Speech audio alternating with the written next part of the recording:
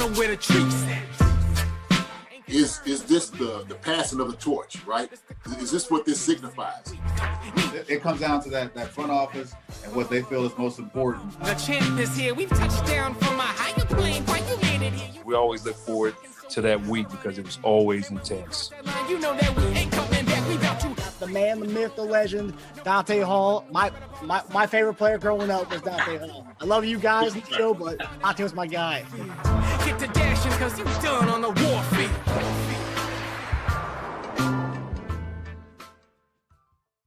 This episode of Chief Concerns is brought to you by betonline.ag and Underdog Fantasy. BetOnline is the world's most trusted betting platform and your number one source for online betting in 2025. Whether you're a seasoned fan or a first-time bettor, BetOnline is your ultimate game day companion. With the largest selection of odds on everything from NBA, college basketball, to the NHL and UFC, BetOnline continues to be your number one sports betting source. From every three-pointer to hat trick, BetOnline has you covered with odds, stats, and more for every game, every play, and every win. BetOnline, the game starts here. Although the NFL season is done, there's still many games to be played between college basketball, NBA, NHL, and WNBA. There's always time to embrace your inner underdog. All you got to do is predict higher or lower on multiple different player statistics. If you have yet to download the Underdog app, do so now and get free cash. Click the link in the description or use promo code ChiefConcerns, one word, to claim your free pick and first-time deposit offer up to $1,000 in bonus cash. So let's continue to keep the good vibes going into the spring season. Hey everybody, welcome to another episode of Chief Concerns. I'm Marcus Dash here at legendary Chiefs tight end Jason Dunn on this lovely spring Wednesday night. And it's the NFL Combine season. JD, we are slowly but surely getting back into the swing of things as far as NFL offseason goes. And of course, Chief Concerns always has you covered 2 days a week in the offseason, and of course, a million days a week in the regular season. But JD, how are you feeling, brother? I am feeling golden, my brother. I'm feeling well. I'm doing fine. So this is a beautiful day, Wednesday night.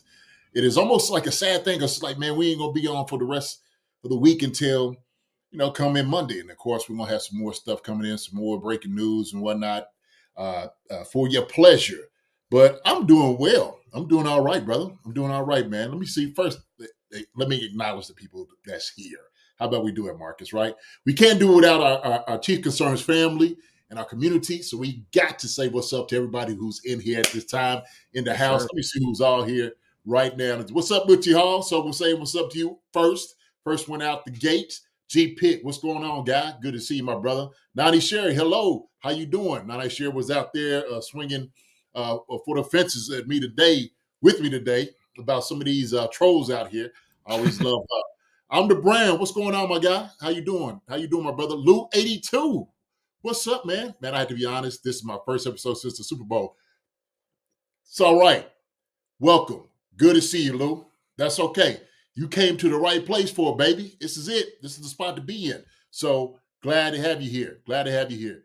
What's going on? So, hey, man, look, we're going to be talking about some things that's going on with the Chiefs. Obviously, there's going to be some conversation. These guys out there in Indianapolis right now talking about some of the things that the Chiefs are into. And then we start seeing a little bit of some Twitter things come out. People are talking a little bit, and, it's got a little crazy like Twitter always is, right? Or X. If you got to you're the cool kid, call yourself X now. It's always Twitter to me. So, people say I'm on X. I'm like, what are you talking about? Oh, Twitter. Oh, okay. Yeah, sure. So we'll deal with that. So Joe E's in the house. What's up, Joe? E, what's going on, my guy? Good to see you. So we're going to have a good one today. A doozy. Let's get at it. Let's do it. There's a lot to get into, obviously, with the offseason. It's so ever evolving, and there's always in the NFL. I mean, the NFL is probably the best soap opera in the world because there's always stuff. There's always new news, always things going on, especially in the offseason. But yeah, JD, you hit it on the head. Let's begin with some of the good stuff going on. So we're going to start off here. Trey Smith, who JD and I have kind of written off as something that we didn't think we were going to re-sign, and it's still up in the air. But the Athletics' Nate Taylor reported yesterday that there is optimism surrounding a Chiefs and Trey Smith long-term deal and he put a label on it too. He gave a 5-year deal. There's optimism that a 5-year deal between the Chiefs and Trey Smith will be inked up soon. And Bob Fesco a little while ago, Chiefs radio guy, just wrote that just said that things will be cleared up by early as this weekend. So we could see some more traction going on this with this Trey Smith stuff. I'm going to ask you a few questions after this, but this is Brett Veach talking about Trey Smith and also Nate Taylor talking about the Trey Smith details. I'm interested to see what Kansas City does. Trey Smith is somebody that has been outstanding for them this season and the last few seasons, and we've seen how important protecting Patrick Mahomes has to be. And Chase, if you asked me, even just the day before the Super Bowl, like, tell me where Trey Smith's going to go, I probably would have picked it. I probably would have said New England, or I would have picked a team that I know needs an offensive line. But from what I can gather, Kansas City's making it a priority to try to keep him. Oh, so really? I think Not tagging him, try to get a long-term deal? I think they're going to try to get a long-term deal done with him. I think they're going to try to make every effort. Wow. So we'll see if they're going to be able That's to actually get huge that news done. because that's like the crown gem of the free agency class, in my opinion. The race for the Chiefs to retain Trey Smith began this week. Yep.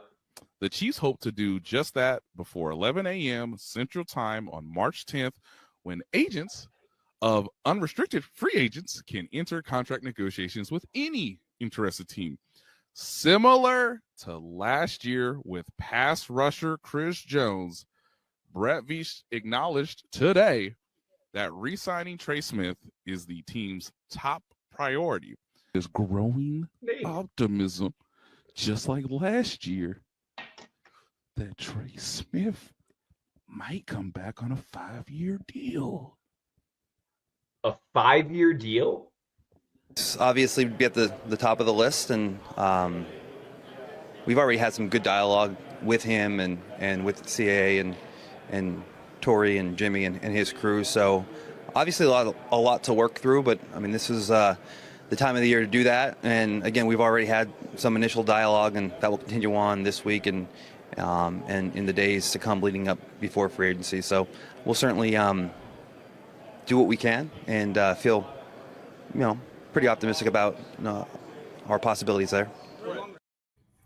So JD, you played in the NFL for a very long time. When you hear this stuff, you're listening to words that we may not, that fans may not be listening to. All we're hearing is deal, that they're going to get it done. You're hearing the kind of the verbiage and the language that's being said. Now, Nate Taylor, one of the more respected Kansas City Chiefs guys who cover the team, one of the best beat writers for the team. He predicted this Chris Jones signing last year. He was the first one that came out with that last year. But for him to say the 5-year deal with Trey Smith, it's one thing to say they got a deal where they're going to sign something, but to say 5 years, I think it's very interesting. He points that out and says that. But it's just surrounding as far as growing optimism that he will sign a 5-year deal. And then obviously Brett Veach says there's optimism surrounding a deal with him. And that was the first clip was Diana Rossini from The Athletic as well. She also says that she's trying their hardest to get a long-term deal done with him. Now you hear all these reports and whatnot, JD.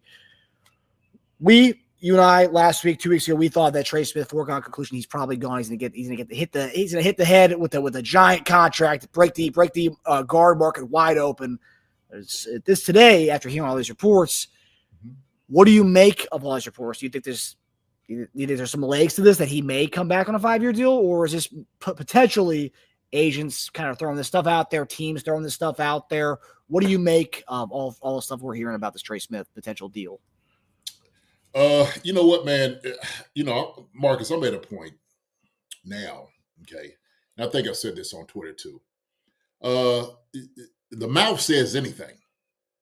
And what you just showed me was everybody else talking except Brett Veach. And when I saw Brett Veach is actually speaking about it, Brett Veach was like, oh, well, yeah, we're going to try to get something done. And we want to, try to definitely do this. But we got a contingency plan also in place if something didn't work. And, I heard him actually address this conversation in the interview when he was speaking. And so I get, look, every beat writer, sports guy wants to be the first one to break this news. They do, right? I mean, that's part of it because when people come to you, they're like, oh man, the guy's legit.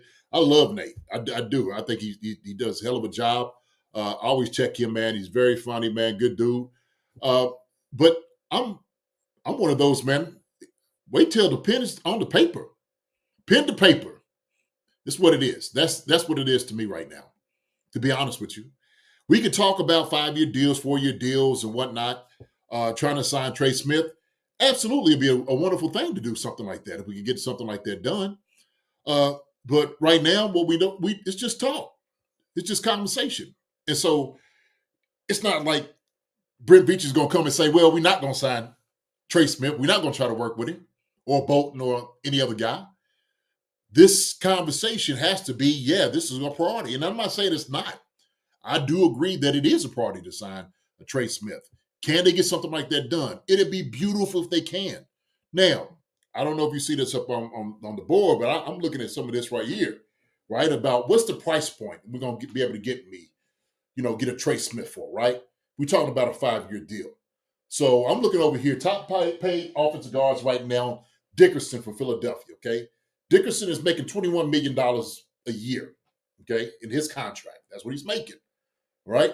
The 10th highest paid guard in the league is no other than our own Joe Thuney at $16 million, okay?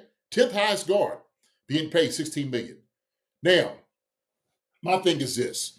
If we're sitting here, we're saying Joe Thuney is the 10th highest paid guard at $16 million. Trey Smith was going to want somewhere in between the 16 and 21 because that's where the market is, right? I mean, I would suspect him to be. So just like, Chase was sitting there saying like, hey, man, this is one of the top priorities in as far as free agency, the cream of the crop. He's going to want having a nice contract based off his play and who he is. And to be honest, that's what the market says. They should get paid accordingly. So I don't know how they're going to be able to work the 5 years out. They'd be able to work the 5 years out to make it something that's beautiful. Trey Smith, absolutely. Trey Smith needs to be paid. So it has to be something to be able to pay the man. And he should. His boy right next to him, Creed Humphrey, just got a 4-year, $72 million deal, okay? With $18 million signing bonus, $50 million guaranteed, and an average salary of $18 million. So he got Joe Thuney on the left guard, $16 million, okay? We got the guy right there in the middle, okay? Creed Humphrey, sitting there making $18 million. And Trey Smith, right guard, who's taking advantage of the market as he should get somewhere around upwards to 19 a year, 20, if that. So that's where this money is going to be. And I'm sure they're working out a deal. I'm sure they're doing it. I'm sure they're making talks. Trey needs to be compensated. I'm on the side of the players all day. And so we got to make sure that, he is fairly compensated for what he does. You want a man, we got to be able to pay him. So it's in our best interest to try to get this thing done now as soon as possible. My thing is this, okay? There's other priorities that we have to follow as well, okay? We don't have a left tackle, right? We don't have a left tackle, not as of yet. I know they're watching the draft too. So they're at the combine for a reason. They're at the reason because they want to see how guys look. They want to see the guys that they're going to get. They know what they already have in-house. They know that. So they're looking and they're making all these decisions and talking to all these other different people. And hey, things change. Brett Veach has said so. There's contingency plans out here if things don't work out. So right now, man, this is conversation, man. This is GM talk, the way I look at it. And if they're able to get something done, fine. But for me, I'm tired of speculating. I'm tired of the conversation around it, man. Ink to paper, okay? That's when I know it's going to be a done deal. Other than that, man, we sitting over here, we talking. So there's a lot of conversations. I just, for me, for the life of me, everybody's, oh, here's coming this. Good, fine, okay. Sounds beautiful. Sounds great. But ink to paper is what I want to see, Marcus, at this point. So that's my spill on the whole thing. All right? That's what I think. seeing the comments in here, some are saying that Trey Smith is better than Dickerson. He'll get paid more than Dickerson. Tasia, shout out Tasia. It's a weak for agency crop that only helps Trey, which is what Diana Rossini kind of said, that because it's kind of a weak free agency, they might just go out and just keep their own guys, spend what they need to spend for them. And then this is something that I've seen a lot of in this barbershop. Shout out, buddy. Question: does signing Trey Smith fix our offensive line problems? And that's the one thing that I've seen a lot of people saying. Is we had the highest paid interior offensive line going into that Super Bowl, and we got dominated by bringing Trey Smith back. That doesn't really help what was happening in that game, which we were getting dominated on the size there, and you kind of alluded to it. We both are ones that don't really want to go to the draft and draft a left tackle. I know you said DJ Humphries, bring him in. I'm on the side of bringing in Cam Robinson or a veteran guy who's like a Cam Robinson type of guy. But this doesn't really help that, and maybe it may hurt it. But but the one thing I've read in that same podcast where Nate Taylor talks about, they said the fifth year, they said by doing it that way, they can maybe offer Trey like $8 million this year and then kind of backload that contract where by the time he gets to the end of that, it's more like one of those things where you could say you're the highest paid guard in the league based on your contract, but really it's backloaded towards the end of the deal by putting in 5 years. What do you make of the whole idea that we're going to keep our interior offensive line, potentially kind of leaving that left tackle spot being the same kind of issue that we have after signing Trey Smith? I think that's where a lot of people are kind of concerned about. Okay, so two things there, all right, and I'm going to address that one in itself. I don't mind the continuity of having those three guys there, okay? Does it help solve our problems? Sure, because you know what you got, right? You got some guys on the inside that are very dominant, and when they're good, they're playing really good, okay? And there is issues and problems that like anybody else in the other line, but we know those three inside is a solid group of guys. Some things I want to see better for me, and so I think that continuity is great for the offensive line. The left tackle is still an issue. That's the biggest issue and a problem, I think. It's not necessarily inside. You know why? Because we have depth at guard. We do. So we signed Norzad. We got Wanya Morrison. We got King Sumate, who I think you said before that Andy was sitting there talking like, hey, man, he might just be a guard.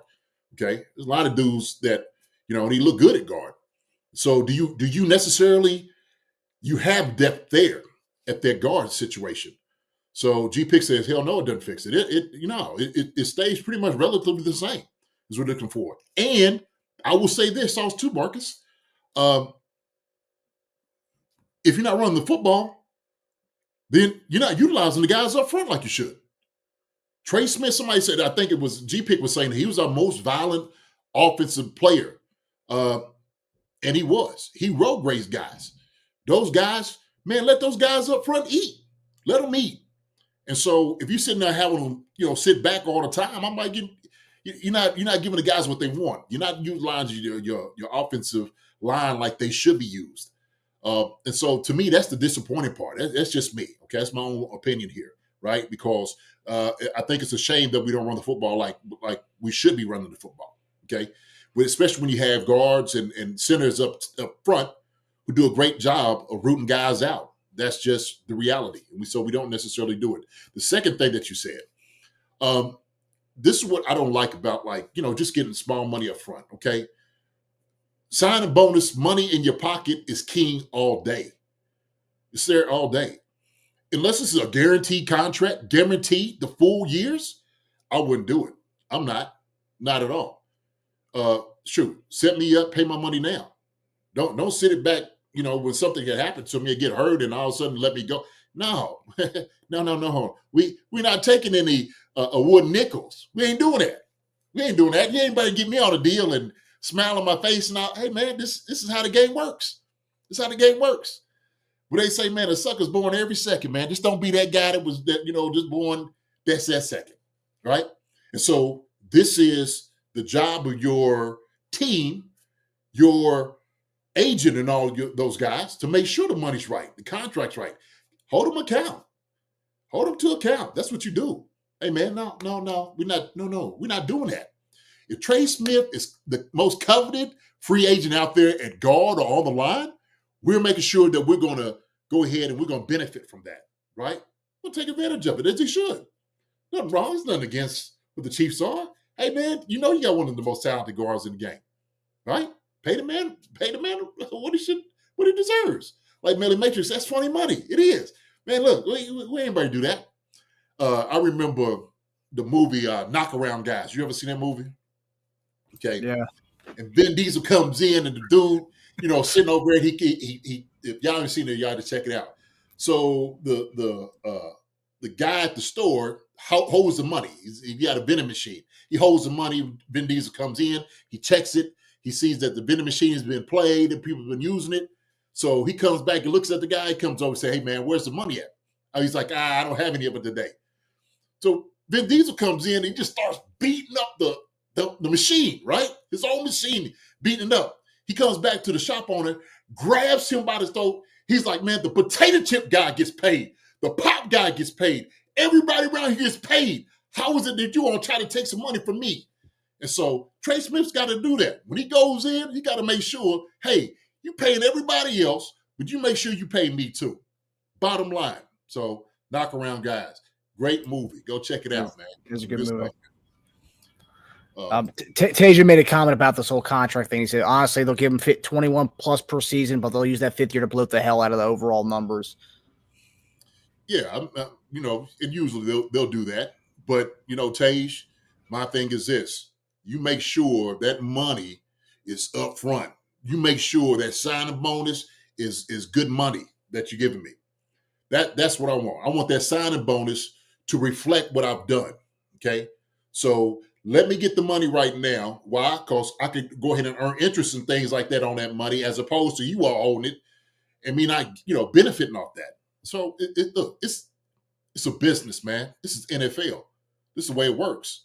So when you come into negotiations, sometimes, man, you got to look at each other square in the face and like, hey, I want to be here. I do. I love it here. I love the guys. I love everybody in the organization. But do right by me. Just do right by me. So if that's the case and it does happen, so be it, right? But like I said, Marcus, I'm going to go back to what I said before. Ink to paper. Ink to paper. So. Tage says, well, not totally up front. He. This year around 7 to 8, and then next year can go up a lot when Taylor's money is gone. So we'll see.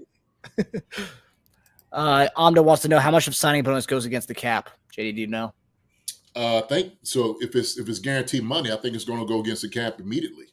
No. Or they could defer it. I think also too, Amda Brown. There's a way they could work around it. You can manipulate it a lot of different ways.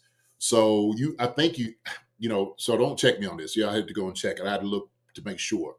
But that money, because it's in your pocket right now, they may be able to defer it where it doesn't count against the cap that year. So I don't know how much they can actually, push back that. But I think it goes against the cap immediately. I'm not sure. Just a quick AI search. Yes, signing bonuses count against the salary cap. Yeah, it's guaranteed money. It's guaranteed. What's up, Drew Boucher? Some other people come in here tonight too. Sasha's in the house. What's up, Sasha? Ricky Brew, what's going down? So he said, Trey Smith I like better than Dickerson, but I like Tooney better because he gets flagged less. But that's just me. If he likes to keep winning, then take 17 and get a left tackle in the draft and keep winning. Hey, Ricky, my brother, it sounds great. Trey may not want just 17. If his boy that signed last year, Creed Humphrey, got 18, Joe Tooney's making 16, and you're looking at all these other guys, Joe Tooney's 10th. He's making 16. Top paid is getting 21. There's no reason Trey has to take 17. Sorry. Hey, man.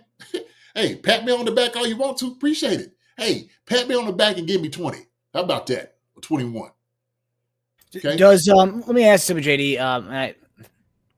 Obviously, you weren't in this situation, right? Trey Smith it was a 6th-round pick. A lot of teams just passed on him because of his medical red flags, the blood clots. Mm-hmm. I believe that's what it was. Is there any goodwill with a team, obviously 6th round pick, we've been paying him pennies on the dollar over the last 4 years. Is there any goodwill that a player may have with a team that did take a chance on him? Because, I mean, in this case, they did take a chance on him. He was a medical red flag, and that's why a lot of teams passed on him. If there is any, like, kind of, not discount or anyway, but maybe a little bit of a discount because, like, there is a little goodwill there because you were a team that, when a lot of teams said, heck no, you guys were there to draft me. Hey, man, listen, Trey Smith has fulfilled every obligation they asked him to do. So you compensate him for it. That's what it is. You got a 6th round pick that came in and started immediately, and he started knocking everybody's heads off. I think he did actually pretty well with that, right? So you know what you was getting. You know, the whole thing, the whole medical issue was holding everybody else back. Trey knew what he had. You know, he knew what he had. Didn't matter who was able to get it. Trey was going to do it anyway. Didn't matter where he was going. He was going to go and knock heads off. Eastern Kentucky's head coach, Walt, he's there. He used to be Trey Smith's O-line coach down in Tennessee. And we were just talking about Trey Smith. And I was like, man, I'm going to have to try to have a conversation with Trey. He's like, man, look, he said, man, he is an absolute baller, a mauler. He said, man, when I'm telling you, just a physical guy up front, the things he does, great human being and whatnot. And we can see this, you know, in his interviews, how he carries himself when he's out there in the community. Trey Smith brings the entire bag there. You got what you want in that guy. Pay the man. It's that simple. There ain't no sense going in and trying to lowball a guy like him. It's not. He warrants making, you know, $20 to $21 a year, $21 million a year. So pay him, right? Hey man, look, we ain't doing each other favors for 17. Why do that? Cut your own legs off? No, sir. So it's the same thing we were talking about Chris Jones. Everybody talking about breaking Chris Jones. Well, guess what? We didn't have no depth there. We didn't have anybody else besides Chris Jones. Name me somebody that we was going to be able to get that was going to be worth what Chris Jones and what his impact was. Well, gosh, who was the number 2 DT that got signed by the Raiders? He got hurt midseason this year. The Dolphins had him last year. Yeah, I forget his name. Yeah, but he was solid, but he wasn't Chris Jones by any means. Yeah. So everybody was mad. I didn't want to pay Chris that money. Man, Chris deserved that money. Why? Because there wasn't any other Chris Jones out there. Okay, Trey's he's taking advantage of the market as he should. So Christian Wilkins, that's it. Wilkins. Yeah. So that's the thing about it. But here's the thing. Brett Veach wasn't sitting there talking about a contingency plan with Chris Jones. They wasn't saying that. There wasn't no talk like they needed to get it done. That was like, hey, man, we got to go all the way in with this, right? They just didn't want to get their back beat in by the contract. You know what I'm saying? That's all they didn't want to do. You know, everybody started, he's this 30 and 29. He's going, man, look, shoot. The man's the most dominant D tackle in the game. No question about it. So if you want to sit there and you want to negotiate these certain deals, Brent Veach is talking about contingency plans there. Why? I think because this is just GM speak, they may not be fully engaged to say, hey, maybe we don't want to pay $21 million a year for Trey Smith. So, hey, man, I've seen it all before. I've been in negotiations plenty of times, Marcus. I know how this thing works. You get a little PTSD hearing the GM talk about that stuff. Hey man, it's a business. NFL is a business, and I understood it after my first contract. I understood exactly what it is. I knew exactly what it was, and so you got to go in with that mindset. Okay, you got your business suit. You bring your briefcase, you get your guys talking, and it's all about business at this point. Take your emotions out of it. That, hey, we did you a favor by getting you. No, you didn't. I did you a favor for knocking everybody's face mask off that came in front of me. That's what I did. So there it is.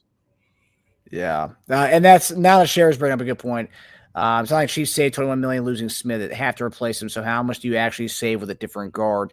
That's kind of what JD's talking about. We have the guards in house, right? We spend a lot of draft capital to the offensive line, a guy who we thought was going to be a tackle. And that's one thing, too. Yesterday, amongst all this contingency plan talk, you have Andy Reid, you have Brett Veach both talking about how Kingsley is a guard. They're not even talking about him as a tackle anymore. He's transitioned to guard, which is pretty interesting. In a year, the guy's just become a full-on guard, which, I mean, I've seen some fans be pissed off about the miss of a draft pick that, you guys thought you had a tackle and now he's a guard, pretty much a transition over there now. But that's someone who, whether it is, if they don't sign Trey Smith, there you go, you put him at that guard spot.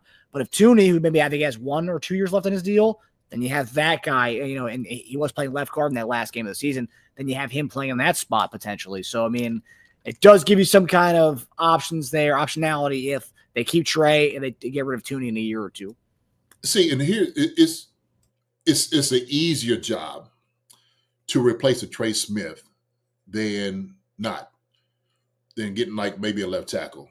It's easier, because like you got Keem Sumate, you got Wanye Morris that can play that position. You got Norzad as another guy. Heck, they're gonna go get a guy in the draft that's very good. Some of those tackles that everybody's coming in to try to get that I think are more guards than they are tackles. They could be very good guards in the game. If you wanted to go to the draft and to do something like that. So that's their contingency plan.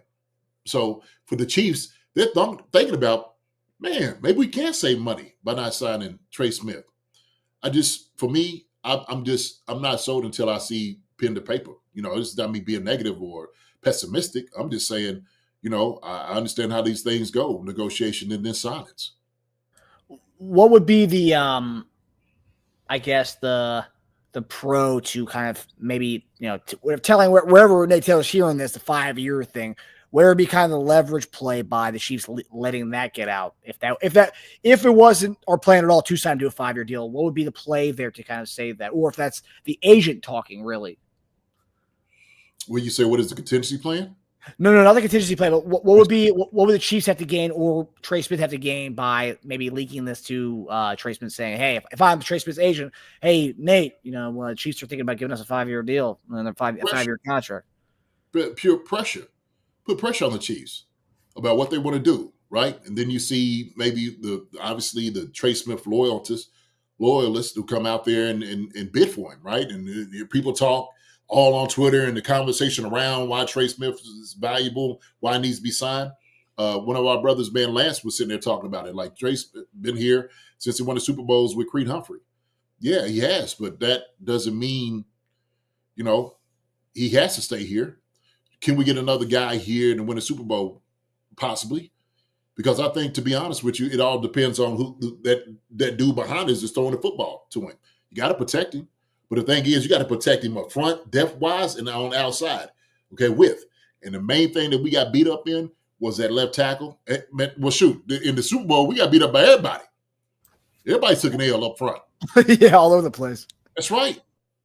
Up front, everybody. You name it, they start, hey, we want a piece of you. And that's reality. So, Newt, what's up? Look at Newt done stowed up in here. What up, Newt? Wow. What's going on, my guy? It's been a Where while. you been at, man? You doing fine, Newt? Man, you got the answers, Newt. You doing okay? Good to see your name out here, man. How you doing, brother? It's been a while since we haven't seen Newt. All right. So there's a question there about Nick Bolton, so we're going to get to Nick Bolton right now.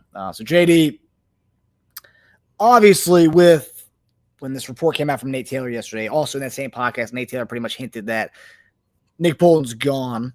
He said if they could try to see what the market is for him, but it seems like he's going to try to, he's the only, this is an interesting stat, of all free agent linebackers, he's the only linebacker that's under the age of 25 and under.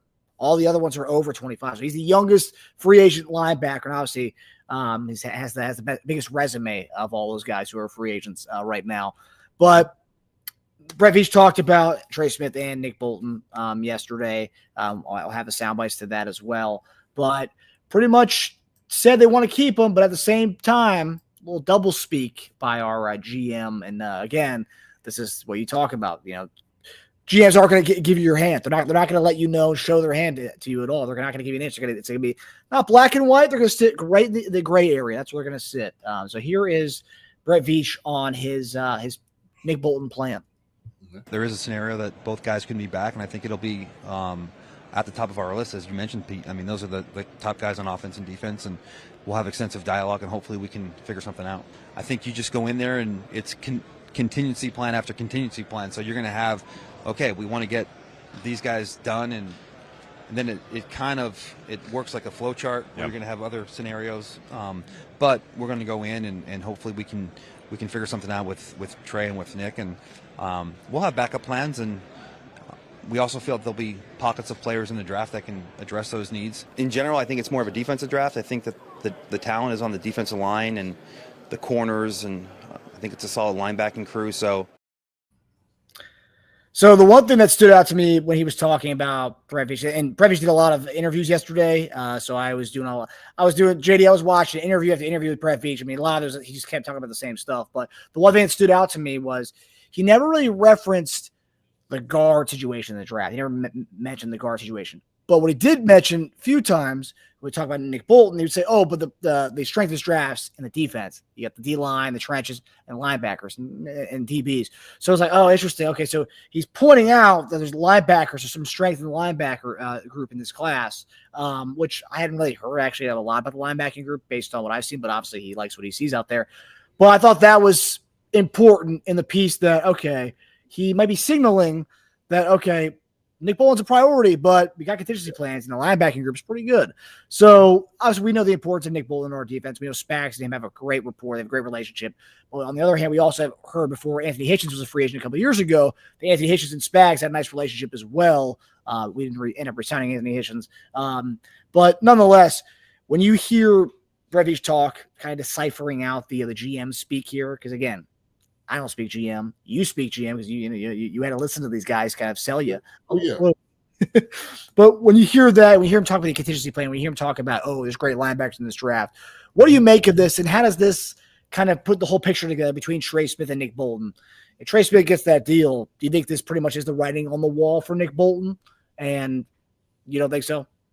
Look, like I said, man, pen to paper. That's what it boils down to. And it's not necessarily, it all depends on the same thing. Like, what's the price point? What can you possibly do? And the thing is, we looked at how many free agents are there? We said it was like 29 names or something that was on that list. Yep. That's a crazy number of guys. So I know they're looking for a guy in the draft, maybe for a linebacker. Nothing wrong with that. It's not a secret. That's the things that you do. Now, let me go back over here to my little wall, Marcus. Okay? So, top paid linebacker here. Top paid linebacker, Roquan Smith is making $20 million. Okay? So Roquan is making. All right? Now, the 10th highest paid, Olukun, down in Jacksonville, making $10 million. The price point for Nick Bolton, I don't think is going to be anywhere like that, right? It's a difference when you sit there saying, well, we could do maybe a $10 million deal or maybe $80 million deal for Nick Bolton, and they could probably work something out, as opposed to let's just say a Trey Smith, who's going to be asking somewhere up until 21, right? So there's different scenarios that guys can work. My thing is, look, Nick Bolton's a solid linebacker for us. He is. I like Nick Bolton. Obviously, people want to see him a little bit more as far as like if you're, in pass coverage. When we're talking about leading tacklers on the team, Nick Bolton has been that guy. Another thing they can use against Nick Bolton is his injuries. They can say, oh, he's been hurt. Sometimes in the game, is going to be reliable. What is his arm? How good is it? All those different things they could use as negotiation. So this offseason, that's what it's going to be. The thing is talking about what can I negotiate with a guy like this and how much can I get him for? Bottom line. So there's no certainty there that they're going to get rid of Nick Bolton. None whatsoever. And I get everybody wants to come over. This is almost a certainty. And, I think even you kind of were sitting there talking when we was on Chiefs Concern, people were talking about, you were saying good riddance or something like that, right? And I'm like, hold on, we don't do that here. Okay, at Chiefs Concern, we just don't. Right? Let me clarify that to people who didn't read the follow-up tweet to that. I wasn't saying good riddance myself. I was saying this could mean the Chiefs are signaling a good riddance to Nick Bolton. And I didn't mean it from a disrespectful way. I meant like I should have used goodbye, but I went with good riddance. Well, that was just. I'll tell you what. How about we do the whole see you later. After it all happens, okay. Right. That I think that's more respectful anyway of saying these things because like I said, man, mouth says anything, and so I get guys is getting conversations and talks. My thing is this: if they able to work something out that is a team friendly deal with a Nick Bolton, why wouldn't you sign a guy like that as your tackling machine? We know how important he is to our defense, right? Leading tackler year after year. He's able to put guys in positions, to make plays. So we understand exactly how important Nick Bolton is to this. Nick Bolton's our best linebacker out of the three. He is. So, are you talking about doing something with Drew Tranquil or, Chanel? Where is he going to play? Can Chanel play that middle linebacker? That's all these things that they had to, kind of figure out in this whole thing, right? Or if you're going to the draft to go get a guy. So I think, man, everybody is just so fast on everything at this moment. It's at the combine. They're seeing guys, they're talking to guys, they're getting everything in order. We're having an early conversation, man, that things change fast. They change often, especially in this week. And we know that March is just around the corner when all of a sudden things are going to start counting against the cap. And so this is the time that, they're going to try to get some things going on and start talking. But look, we've been a fan of Nick Bolton elite. I know I have a lot, and you have too. So on this show. So that's the thing with us, man. I like Nick Bolton. Can you get something like that done? Maybe. Shoot, you might be able to sign both those guys back. Okay. My thing is, and I still go into it, top priority, Marcus. Right there. See that? Offensive tackle, defensive line. You get in the free agency or you get in the draft, okay? I don't like this as much in the draft. I like this more so maybe like a DJ Humphries or something like that.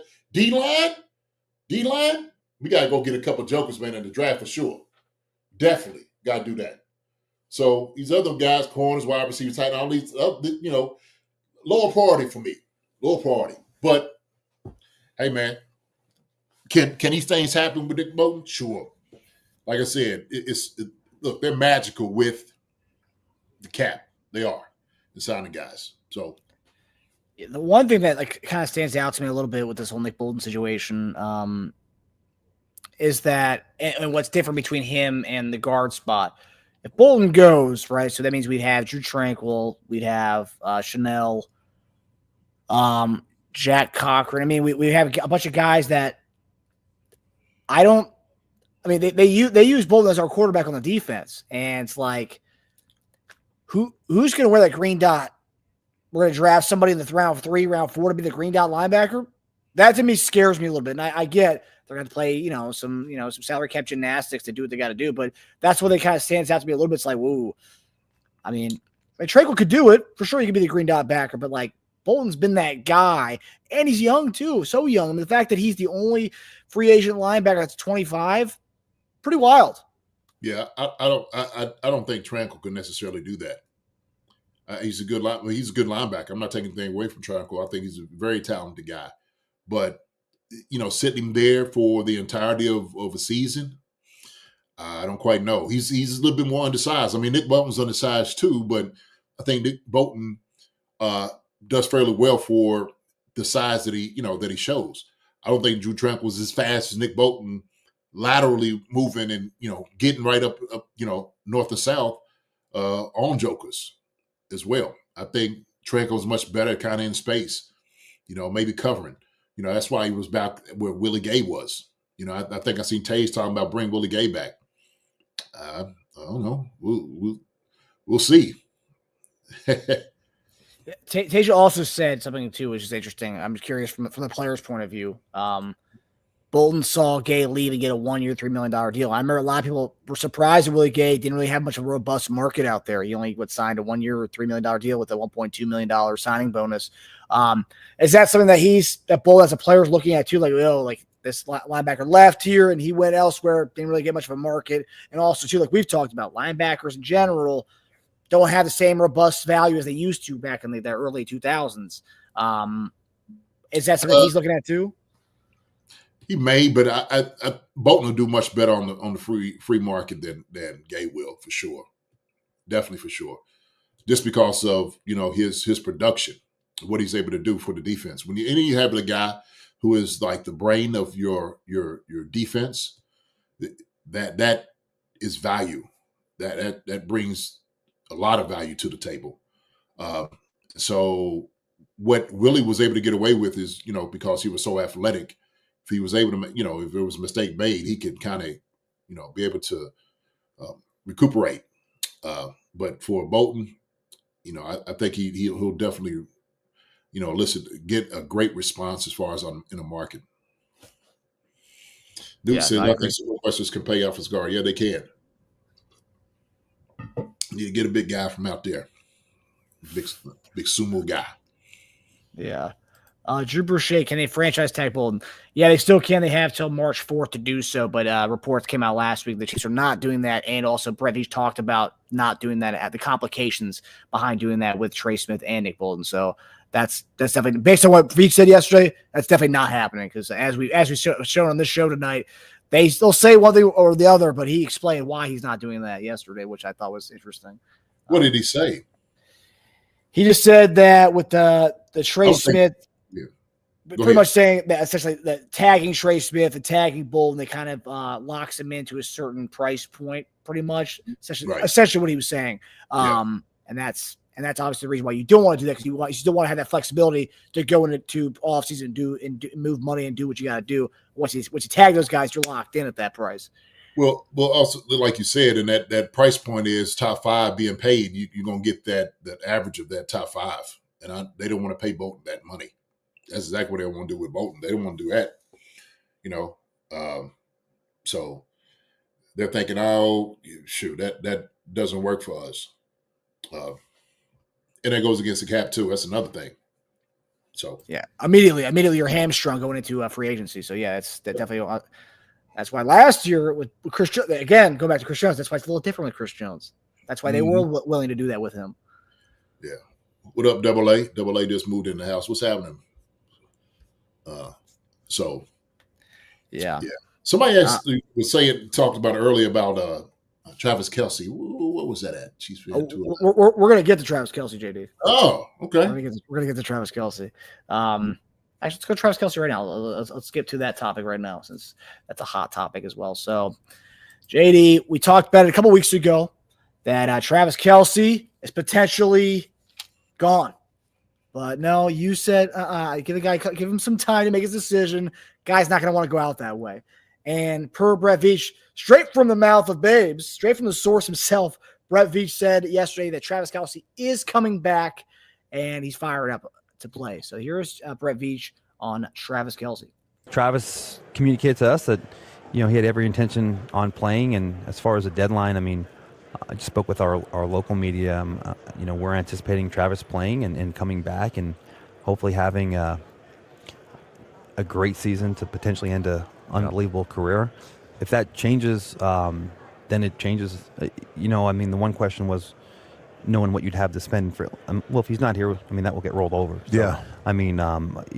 We're heading into this offseason with a plan in place that has Travis included, and if that changes down the line, we'll adapt and adjust, and that will be something that we'll utilize in the future. But again, I would anticipate him playing. So they also, so Brett Veach pretty much confirmed that they will be paying him his final year of his contract. This is Travis Kelce's last year, and he's about $18 million against the cap. They will be paying him that, and he's deserved that. And the guy's been taking discounts his entire career. Other guys in the team will probably have to, play with their money to, create some more space for other guys. But Travis will be playing out his final year of his deal to JD. Nothing better than getting a source directly from the general manager. I thought Travis was going to go on his show and say he was coming back, but the general manager coming out and saying it, pretty good. It's not like Nate Taylor's great, but Brett Veach is better when it comes to these kind of breaking this kind of news. But obviously, it's his end of his deal, or it's his last year of his contract. Probably his last year, a retirement tour. We saw beginning of last year there was. We were talking about, Travis isn't getting any targets. He's not going to get catches. Rashee Rice was eating all that up. We obviously, things changed a little bit when Rashee Rice gets hurt. Xavier Worthy had to grow up a little bit faster.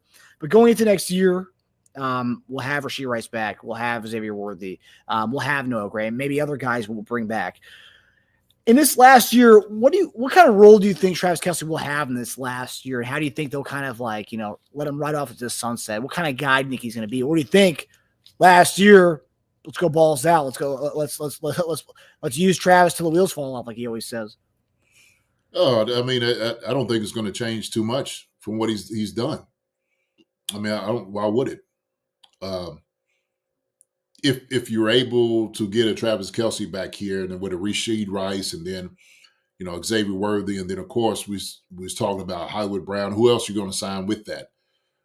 He's just going to keep doing what he's been doing. He might not have their yak yards, but he's still going to be able to make the catches. He's still going to be able to get open. I don't think any of that changes. So it's just going to be another year for him. That's it. The thing is, I think he's going to go out on a shield. And he's going to make sure that he goes, like Nana Sherry says, revenge era or farewell era. I think it is this if this is his last year, he's going to go out on a blast. That's his thing. He's going to try to win it all. And I know he was disappointed what he showed in his last Super Bowl. And I know it was eating at him because he's a champion. He's a winner. He didn't want to go out like that. He felt like that might sully his legacy a little bit. Really. So for him, hey, man, shoot, bring it on. If Brett Veach is sitting there saying for sure that they're going to do that, still waiting on Trav to make it official too. Pen to paper. We got to make sure. And that's where the New Heights episode drops, where he says he's officially coming back. But Brett Veach is the best thing. Best thing, man. Listen, look. If he says it, okay, I'm trusting it. Still want to make sure.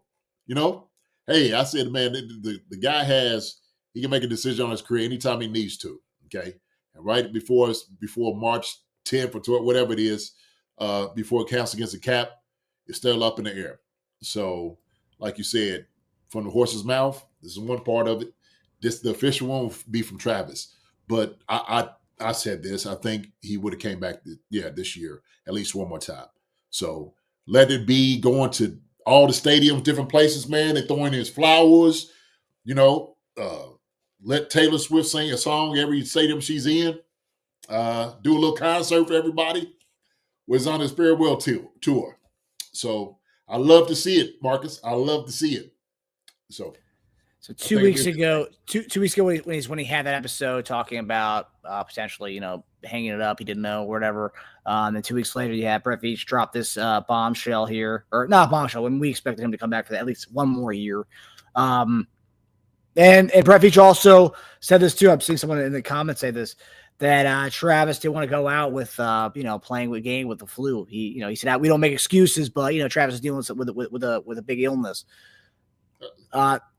It kind of makes sense because watching the film back, it does make sense. I'm not trying to excusing him, but it does make sense. He was dealing with something. And everyone apparently at Super Bowl, media members, players were dealing with flu-like symptoms, stomach bugs. There was a lot of stuff going around at the Super Bowl, so I would not be shocked.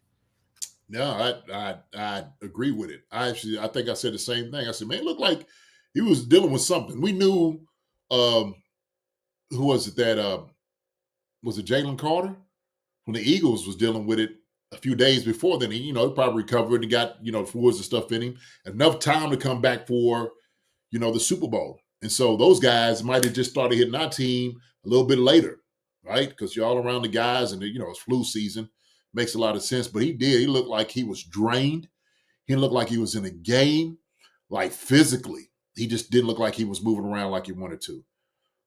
I've had the flu before, like, trying to play, man. And you try to just hydrate yourself, do everything you possibly can. And it's almost impossible to do those things. We talked about, obviously, when Jordan, the flu game he had, remember Pippen him, holding him up and stuff, so I think it's a little bit more demanding game physically in football than it is in basketball.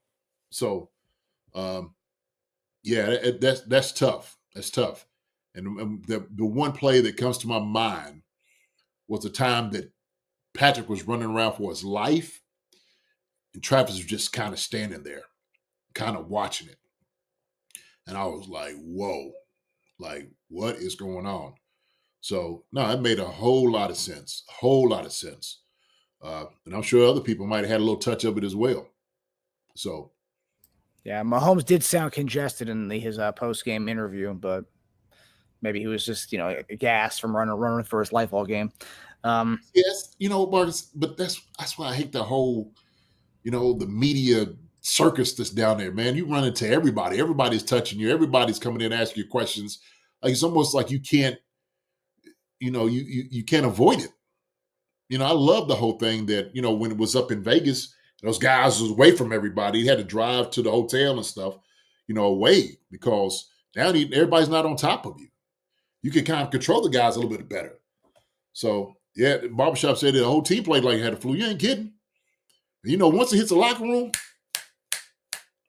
everybody starts feeling it, So yeah, that's why it was such a big deal during COVID, where it's like that's why they had so many protocols, because like you said, like once it's the locker room, that's going to spread fast. That's why NBA teams there's games where guys they had like 10 dudes sitting down, they had to like call up their entire like a G League team to come up and play. Mm-hmm. Yeah. Mike Brennan, I thought the Eagles were using the flu's excuse for Carter to have him not walk, not have him not talk to the media. They didn't want all the questions about his teammates' death right before the game. I mean, he's talking about his Georgia, the car racing stuff that one of his players. Yeah. I mean, I don't know. Maybe they didn't want they just didn't want the distraction of having to talk to the media before the game. Maybe. Listen, I think the media, if that was the case, they would have controlled it anyway. Like, hey man, look, he's having a hard time. He really doesn't want to talk. We don't have to use an excuse for something like that. I know if I was the media person, I'm like, listen, he's having a hard time right now. Give the guy a break. He don't need to talk. And you just had to deal with it. You just had to deal with it. If you want all your iron and anger and stuff to come to me, let me have it. Okay?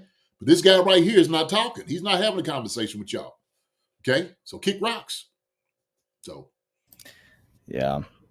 But nonetheless, I'm excited to have Travis Kelce back. And great way to start the combine and the offseason, knowing that he is coming back for his farewell tour. And like you said, I do love seeing this, because you usually see this in basketball where guys let it be known before the season, hey, I'm retiring after the season. This is it. And they go to every stadium. They get a little display, a little jersey or something at wherever stadium they go to and stuff. But having this in the NFL, pretty cool, because we were talking about it earlier, JD. Like, Gonzalez, we didn't know that was his end. His last game in Atlanta, that was it. We found out a couple weeks later that he was retiring after that. It was kind of sad for some Chief fans who still love TG, which many of us do, but there's some who whatever. But again, I wish Tony had a chance to come back and retire as a Chief. That'd have been perfect. But we had a little bit of a conversation before some of that stuff. But anyway, I think sports fans could tell people how they feel about Travis. You could show your affinity for him, right? And I'm sure he'll get a great reception regardless of where he goes. Like, how would you not? Okay. I get people are tired of, maybe it's Taylor Swift, all those different things, right? That's something they had to deal with. But when you see a guy come out here and play his heart out, the things he's been able to give to the game, you have to respect him, give him his flowers, right? I mean, that's just being gracious as far as fans, really. So love him or hate him, man. Shoot, why not do it? Why not do it? So yeah. And hey, Newt's getting up out of here. Newt, good to see you, brother. Glad he came back. So yeah, we kept Louis Rees-Zammit, man. We might not have made the playoffs, but that's good to see you, brother. Where was he for the Jaguars? Jaguars had a miserable season. Where was he at? I didn't see him play at all for them. Yeah. Perfect opportunity to play. Yeah. All right. So our final topic here, JD, is a guy we've talked about. And that's a guy that you've looked to his eyes. You're a big fan of Charles Omenihu. He's had plenty of cryptic tweets on Twitter about, I don't know, potentially, hinting at stuff. And apparently he really wants to be in Kansas City. He really does. There was a guy on our defensive line overview show a couple weeks ago. You talked about a guy that you want us to bring back. Don't know what number it's going to be, but it's a guy you want to bring back here, especially the D-line. Pretty depleted. A lot of guys are free agents this offseason, him being one of them. And apparently Chris Jones wants him in Kansas City. So here is Nate Taylor talking about what he knows about the Charles Omenihu situation, as well as Brett Veach talking about the defensive line and how he wants to kind of treat this offseason as a way to bolster on the trenches. So very good nuggets here. And also, if you look behind JD, he talks about the trenches and his what we need to get. So it's almost like Brett Veach watches the show and knows what JD wants. So JD said it was what we need. So we're gonna talk about it. Here's Nate Taylor and Brett Veach on the D line. When it comes to Charles Omenihu,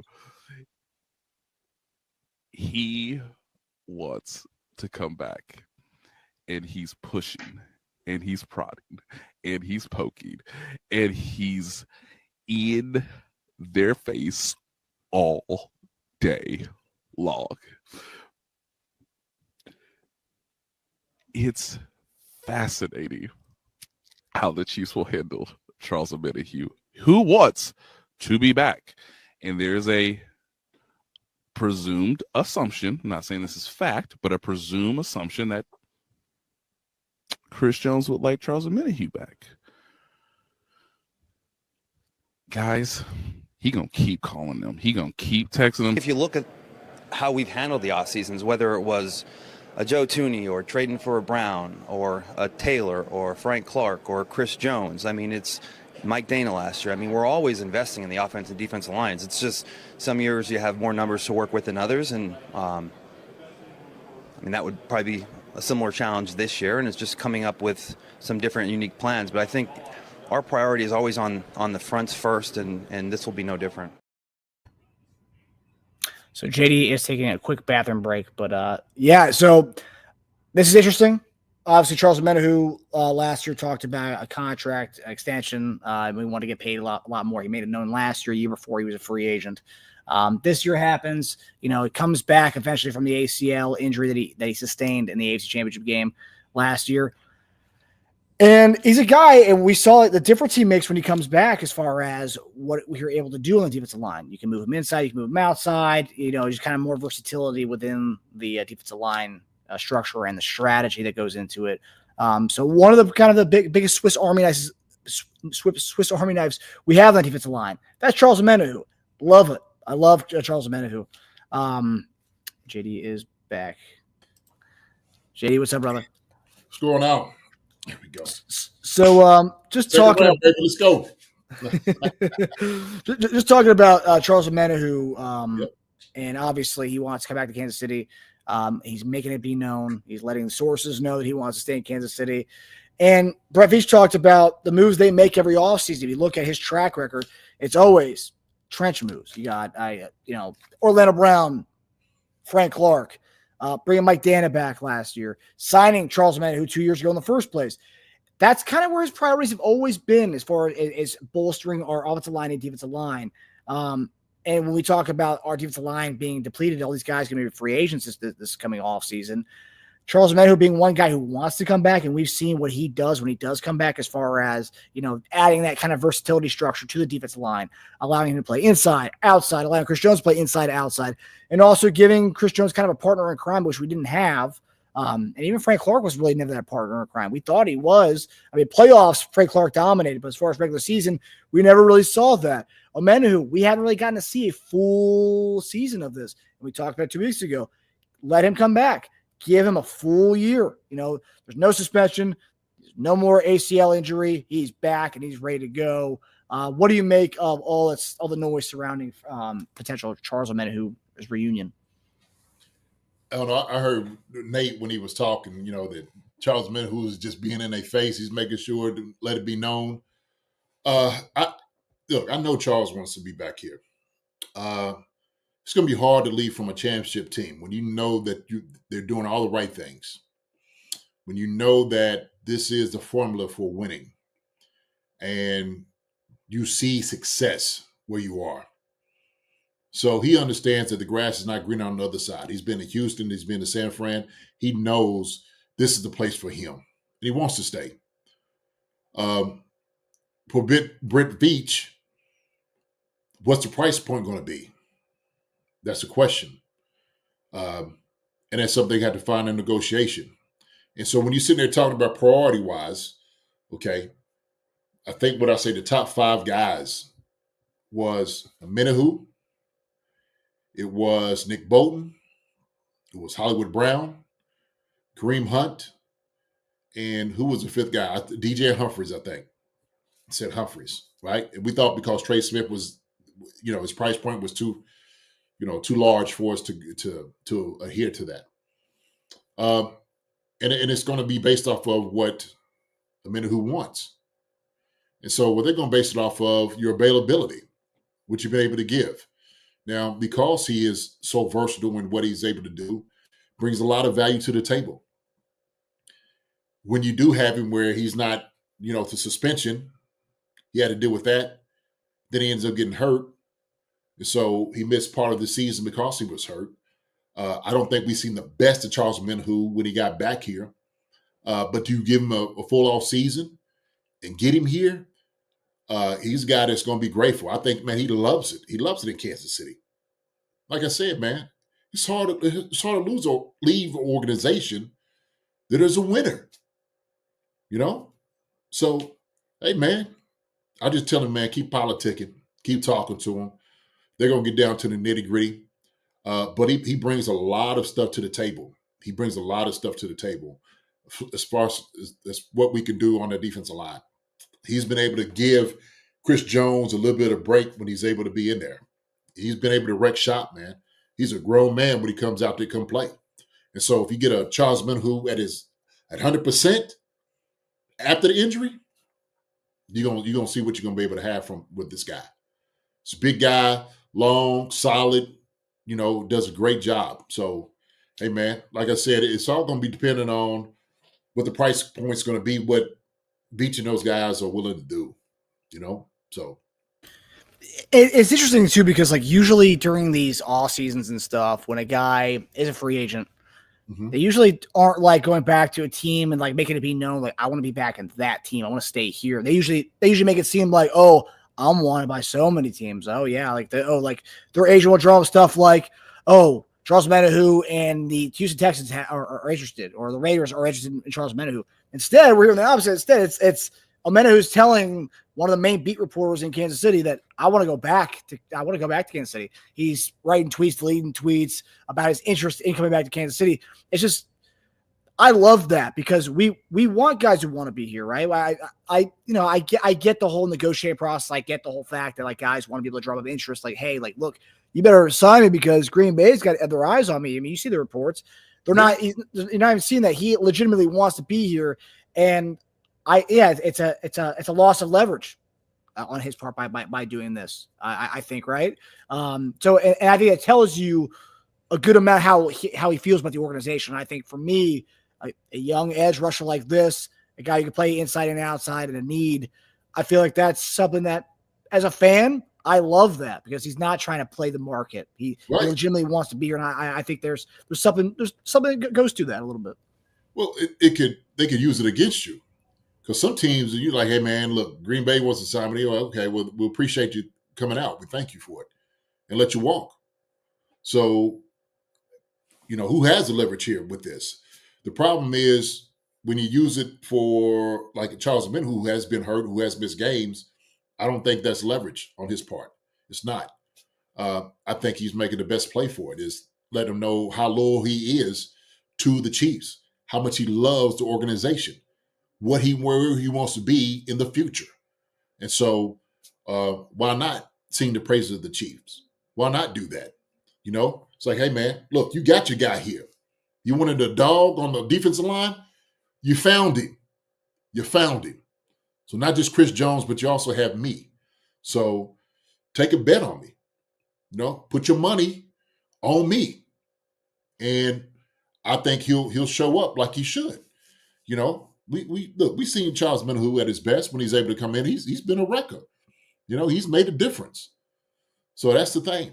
So I don't think he necessarily lose leverage that way. I think he's going about it the right way. But then all of a sudden, what you'll see is, when free agency and all that comes about, okay, let me look at it a different way. So now, during this offseason, okay, what ends up happening, your agent is talking to other people, talking to the team that you were with, but he's also, without a doubt, talking to other teams. He's getting a little test of the market. So make no mistake about it. His agent's trying to see what's out here. Okay, there's different ways of doing that. Different conversations just going on. And so when you're down here, when you're at this Senior Bowl and you're at the combine and whatnot, you're trying to get a good touch where everybody is.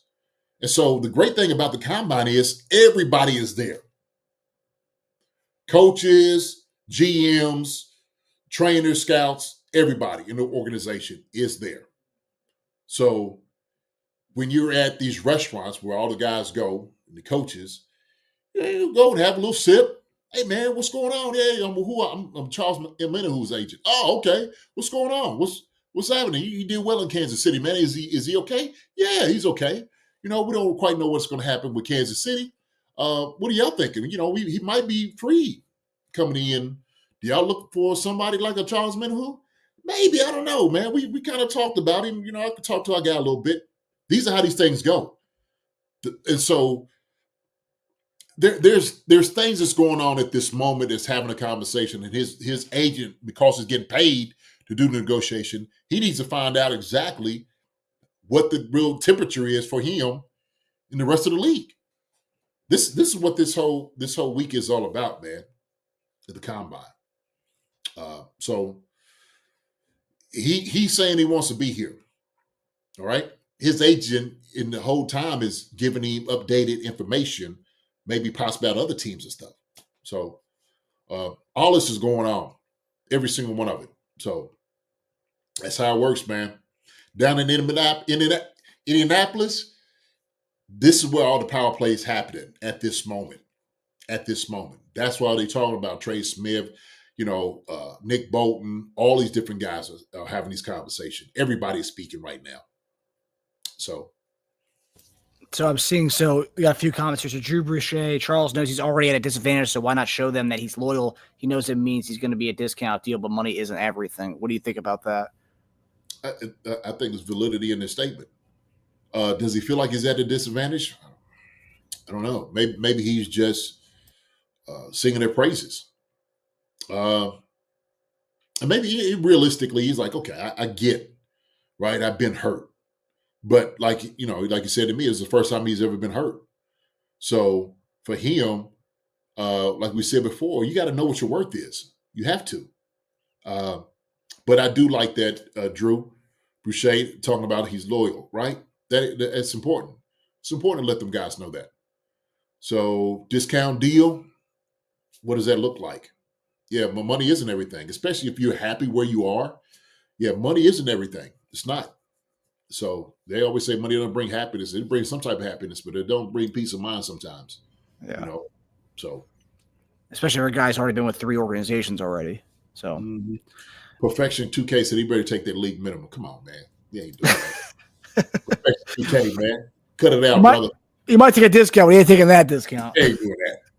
Yeah, because he's worth more than that league minimum. I know you being funny, but hopefully you're being funny. And plus with his injuries, it takes another injury to be, to really, really ruin a career. So, get your money as much as you can, because a guy like that who's already missed a good chunk of his career from injuries, get as much as you can. So go ahead. No, I was going to say, because we talked about this draft, how the D line is the big thing, and Veach said it a million times throughout his press conferences, how the defensive line is the strength of this draft. I wonder how much of that is at play here for Omenihu, knowing that we have 3 picks in the top 65 between our 2 third-round picks that we have, and then also our first, second, and 2/3. We got a lot of high picks within the first 70 or the first 90, whatever. And it's a big defensive line draft, so you can go D-end, D-tackle, and I wonder if maybe he knows the writing could be on the wall.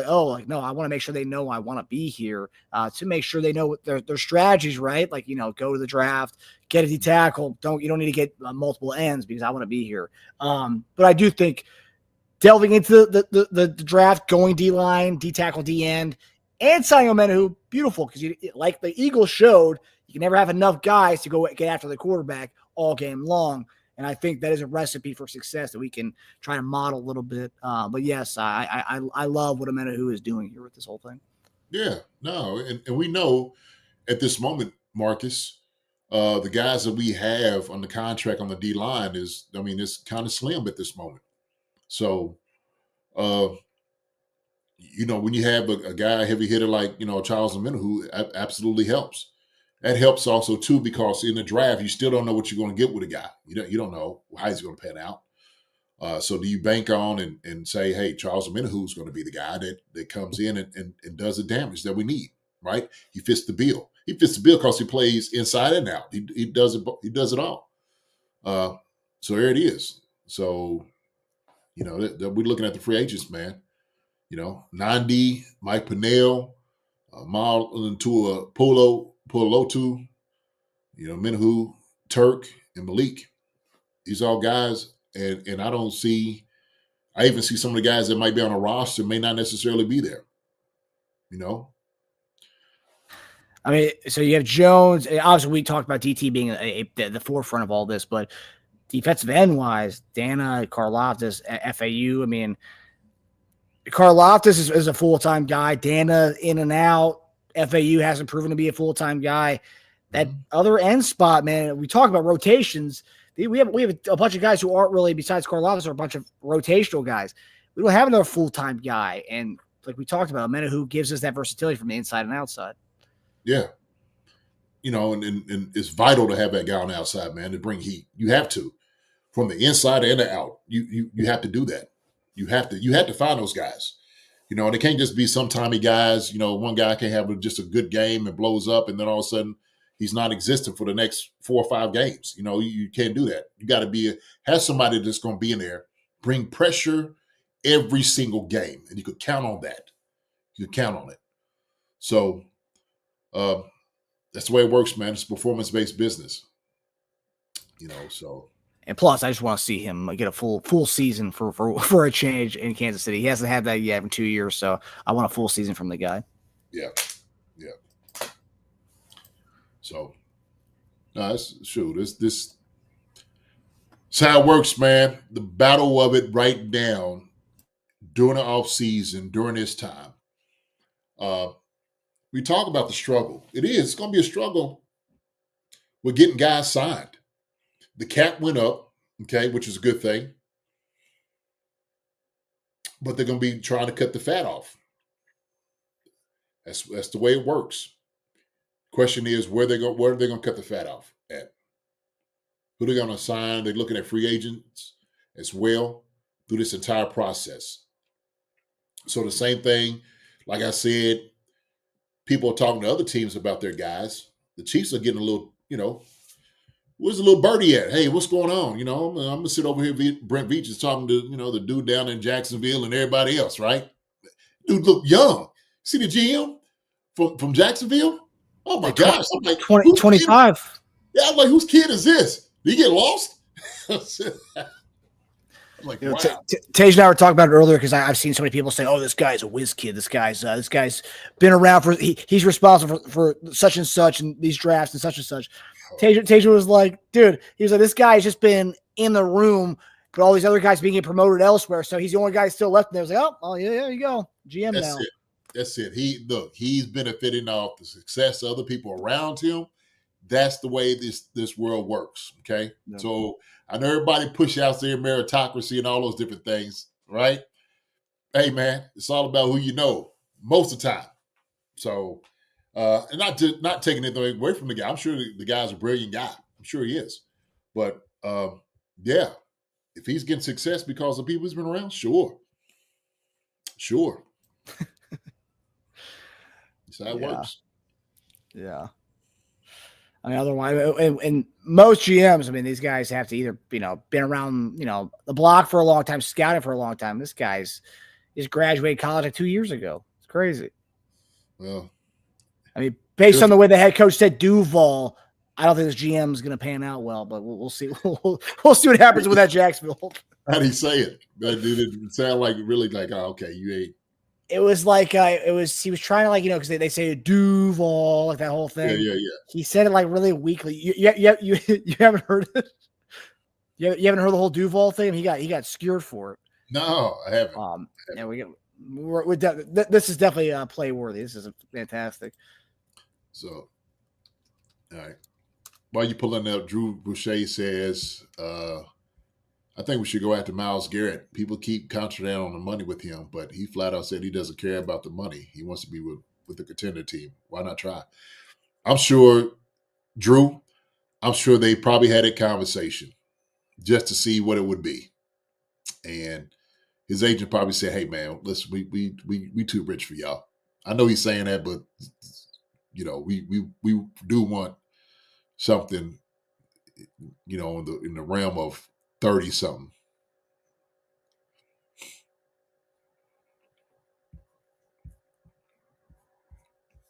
All right. It's Duval. I want to see it.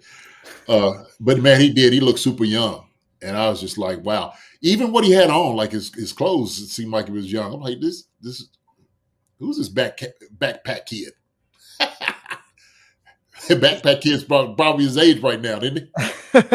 Well, yeah, I saw him at the combine. He looked like a little kid at the combine. He was like behind somebody. He was like looking around. Apparently, he played D3 football. He was like pretty good. So I mean, he's at least he's a ball knower. So that's good. No, it's good. No, sure, I got no problem with that. But D3 football is a little bit different than what these guys do. But yeah, look, if he gets there and he knows about it, good for him. Like I said, good for him. Yeah, that joker get there. Shoot, it means everybody else can too. So yeah.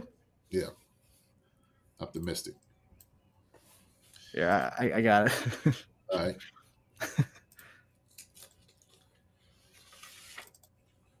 What up, Flapjack City? Appreciate you, brother.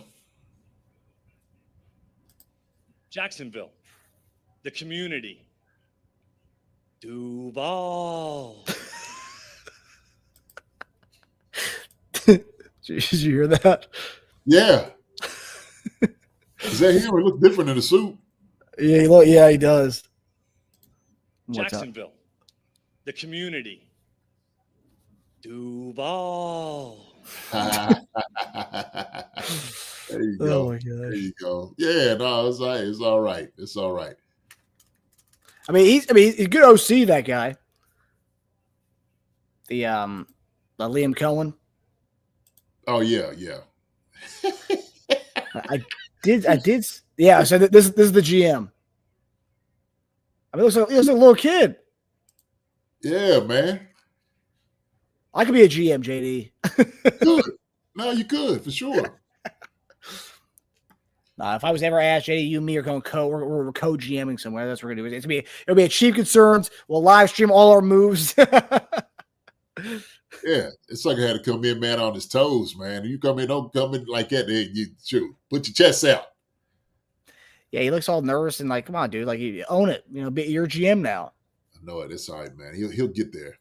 He had to work into Yeah. it. Flapjack City, Seth promised all white boys like that weird dude. No, of course not, man. Dude. I don't know why he's Duval. I get he was trying to be cool with it. So shout out to him, man, for giving it. It wasn't too bad. Appreciate you, Flapjack. Yes, yeah. On the ground said he's going to get stopped at a lot of stadiums. Yeah, he is. Hold on. Who you say you with? I'm the daggone GM. Hey, listen, we got this kid over here playing. Okay, he's saying he's the GM up here. Hey, man, listen, turn around. All right, we ain't got time to play with you. Seriously, you're going to be trying to pull out his credential. It's me, for real. Look, see, it's me. Like, okay. No, they might pull his tail up out of the car like they did Tyreek. Yeah, probably. Yeah, what are you doing? Act like you're the GM. Take him to the holding room at the stadium. Call your parents. Yeah, I've seen him. Look, I've seen the cops pull a dude straight out the car. One of our coaches one time. I think I said that before.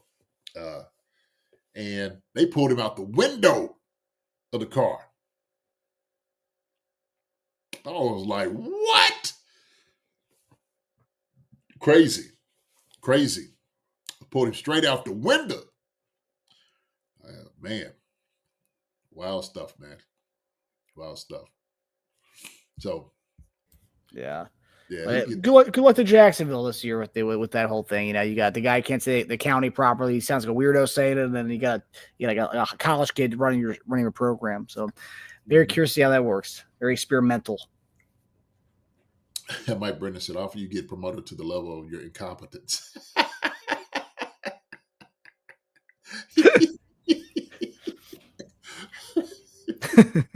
Really? Yeah.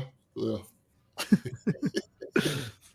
We had a comment here about the facilities grade, which I saw went around today. We weren't the worst in the league this year, so that's good. Hey, we're improving. Really? Clark, Okay. improving a little bit. I think someone commented about this earlier. Anna Sherry said, off topic, but why is the Chiefs owner graded C- when Cowboys owner get a B? So that's graded for the owners, but facilities wise, that was a different grading. Is that what that is? Ooh, I don't know. I mean, I saw the NFLPA facilities grade. I thought that was different than the owners. I didn't see the owners grade. Okay. What was the facility grade? NFLPA. Let me pull that up as well. Duval. That's funny. Okay, yeah. All right, so this is Nate Taylor's. We screenshot that earlier. Okay. Okay. So nutritionist, dietitian, A-, fifth out of 32 teams. Pretty good. Okay. All right. Locker room, D-. So it wasn't the worst locker room in the league, so that's an improvement, slight little improvement there. 8th out of 32 teams. Not bad. So let's look at the measurement. How they measure 63% of players feel they have enough room in their individual lockers, ranking the 28th out of 32. 70% of players feel the locker room size is adequate, ranking the Chiefs 26 out of 32 teams.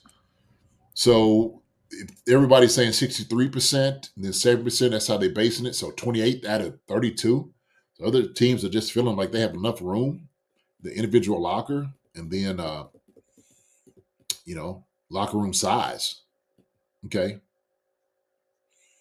So I know they're still talking about this proposal, man, about going out there to Johnson County as well. That's still up in the air. Apparently, the president, Mark Donovan, really wants to go there. Apparently, he's the one that's pushing for the Kansas aspect of it. Yeah. Yeah. Huh. Yeah. Greg Rose. Yeah, great. But your mom can take on vacation. Hey, Marcus would be clean, man. Dapper. If I make a GM money, I'll get a haircut every week, so it wouldn't matter. There's the I guess there was a ownership grade there. Okay, so you got head coach A+. 4th out of 32 teams. 93% of Chiefs players feel their head coach Andy Reid is efficient with their time. It ranks 17 out of 32. Players feel Reid is highly receptive to locker room feedback on the team's needs, ranking 13 out of 32. JD, you play with him. Is that right on how you expect him to be graded? Who's that, Andy? Yeah. Yeah, definitely. I don't think anybody opposes, how Andy runs the ship at all. Yeah, I've never heard anyone dog him. No. Mm-mm. And then you have ownership C-. Owner Clark Hunt's average rate for perceived willingness to invest in the facilities is 6.61 out of 10 from the Chiefs players, a ranking of 26th out of 32. The players feel that Hunt moderately contributes to a positive team culture, a rank of 20 out of 32. The players feel that Hunt is committed to building a competitive team, a rank of 17 of 30. Man, it really got after Clark. Well, it probably has to do with the facility and stuff, man. Yeah, look, we got to realize some of these guys coming from these college programs, I mean, we're talking about massive places. That's a good point. Jeez. I mean, Texas, Oregon, I mean, you name it. Anything in the SEC, man, is going to have some incredible facilities. So that's probably what they're looking at and thinking. I remember when I was playing, there was a guy came from Oregon and was sitting there talking about like, hey man, like, shoot, what we had at our place. Well, I mean, shoot, Nike was up there. It was like, shoot, it came in like, what is this? Like, we're looking around like, hey, what? You're thinking a big, huge pool for, your like everything. You should have cold tub, hot tub, I mean, every facility that does, the red light, also 2 places for like your masseuse, if you're having it, alternative, anything. Like everything should be there that you had to worry about going anywhere. So I think a lot of it is our guys willing to spend the time at the facility, and it's comfortable for them to be there. So I think that's why they got C- Clark did, because they don't feel like they put enough effort and money into the facilities. What do you think about the last point there? The players feel that Hunt is committed to building a competitive team, a rank of 17th out of 32. I mean, we're talking about a guy. I mean, I feel like he's been putting his money where I get in the past, I've heard the cheap stuff. Oh, he's cheap. Clark doesn't like to spend. But in the last few years, he does. I mean, he made Spags the highest paid DC, Andy Reid the highest paid head coach, Mahomes the highest paid quarterback ever, Kelce highest paid tight end. I mean, I feel like the money talks, right? So, I mean, I feel like that's kind of a 17th out of 32, unless we're looking at a whole scope of things, of like the history of Clark Hunt. But like, I feel like over the last few years, he's done that. I mean, what are your thoughts on that? No, I think he has too. I mean, shoot, they should see what it looked like when I played. But I do believe it has to do with more so the facilities and things that they're doing, and maybe how they have their, I don't know. I really don't know how guys, because you're supposed to be anonymous when these things are being made. So it could have been somebody like, yo, this sucks. They're not doing whatever, right? And that's how I guess they just measure these guys, really.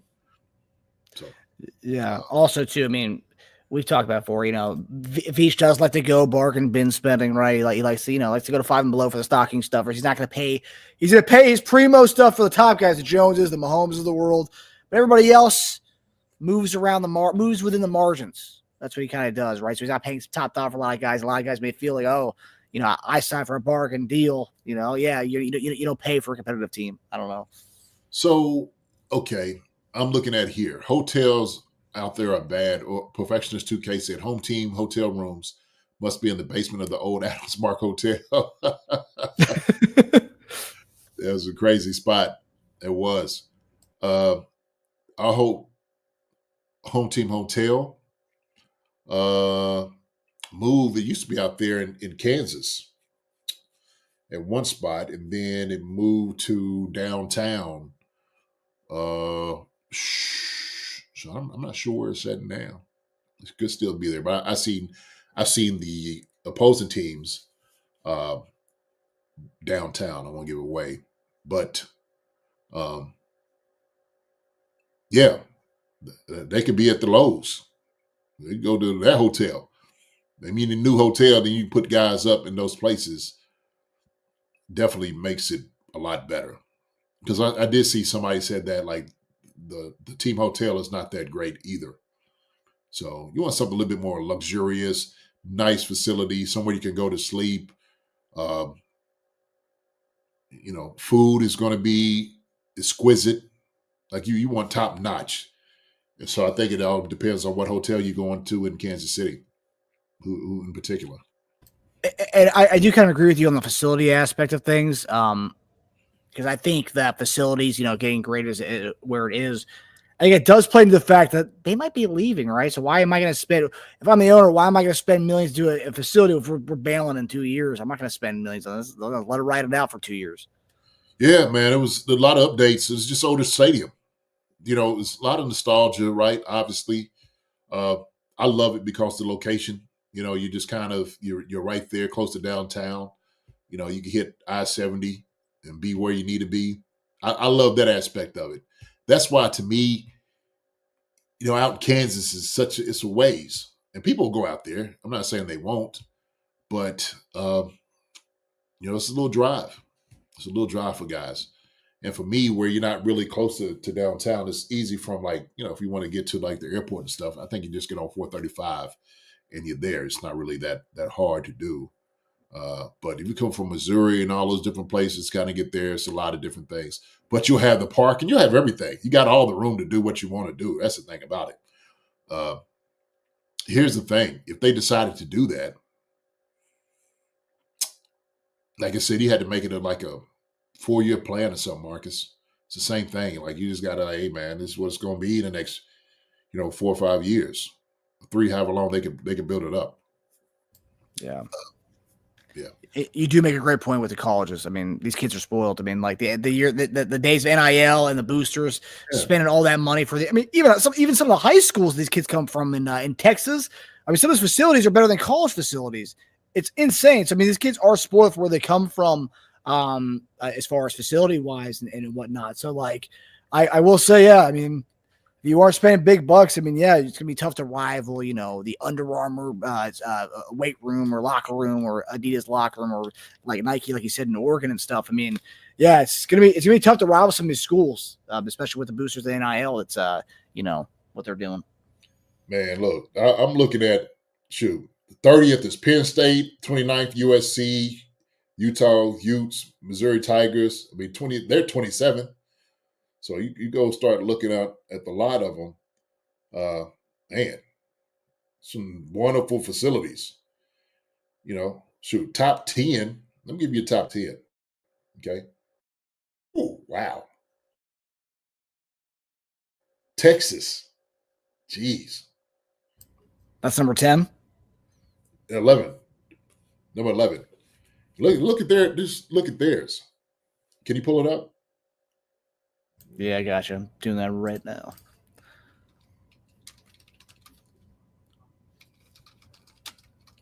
It's crazy. $750 million expansion they put into that money. That's what they put into it.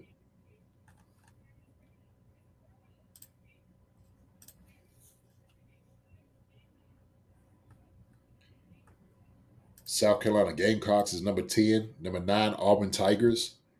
I mean, these are where these guys are coming from.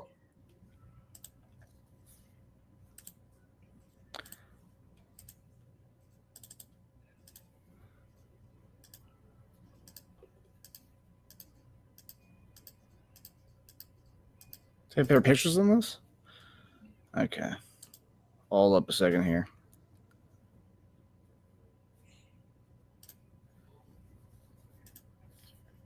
I think is that what they're projecting? Yeah. Those are the some of the images they have. Look, Auburn Tiger, has unveiled its new $92 million football facility, the most expensive facility project in school history. Got a practice facility, weight room, hydrotherapy, recruit lounges, multipurpose kitchen, fuel bar, recording studios, flight simulator. You got a flight simulator? Why do you have a flight simulator at your football facility? Recording studio? What? What? What are you doing? Hey, y'all in for a treat. Let's rock and roll. Kids are spoiled, Marcus. Daggone kids are spoiled. Yeah. I mean, Kevin Morris says the colleges have a lot of money. Yes, they do. Yeah, they do. And the NFL does too. Yeah, they do too. Mm-hmm. They do too. Gosh. Sasha, I was born too early. That's true. Yeah. Well, it's funny that NBA players, NFL players, my other show with Eric Snow, he always talks about the money these guys are making compared to when I played. He just laughs because it's nuts, especially because back then they didn't have guaranteed contracts. Now they get paid. It's guaranteed. So it's like you sign that max deal, you're set for life. Oh, yeah. Listen, I want to acknowledge somebody on here, man. My boy Stu Salzman is here in the house. That's my brother right there. One of my best friends, the Bates Hotel in South Philly, man. Stu's birthday was on Monday. Guys, I want everybody to wish Stu a happy birthday. Stu, we're going to sing a happy birthday song till you do. Happy birthday to you. Happy birthday to you. Happy birthday, dear Stewart. Happy birthday to you. Hey, there you go, Stu. Happy birthday, Stu. Yes, sir. Yes, sir, man. So Hope you're doing well, buddy. Yeah. I'm the Browns since NFL is more expensive than college. Yeah, I mean, yeah, they do, but here, the amount of money that they're able to get, okay, and maybe they want to spend, and maybe having some of the taxpayers pay for some of it as well. That they're not on the hook for all those different things. This is all is really about what they really want to spend. That's on the Brown. That's what it boils down to. How much you want to put into it?